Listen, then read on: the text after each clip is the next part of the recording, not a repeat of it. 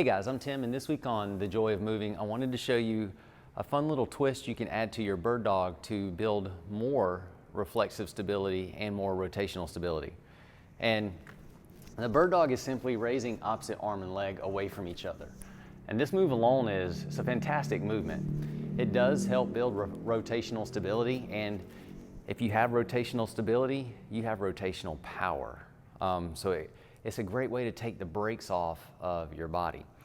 And it builds balance and stability and mobility. I mean, it builds everything, because if you're building one, you're building the rest. So anyway, this is the bird dog. Now, one thing we can do to challenge the bird dog and increase the challenge of our stability is to start moving the limbs that are out. So this is a great way to challenge your stability in this position.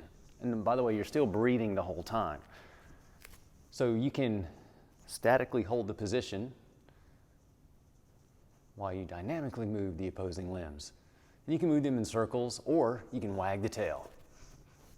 And this will, if you do this one, you're gonna feel how it wants to shake your body and move you around. But again, this is a great way to build reflexive strength. And this is wagging the tail. And you can wag them together, or you can wag them apart. Or you can draw circles. You can do whatever you want.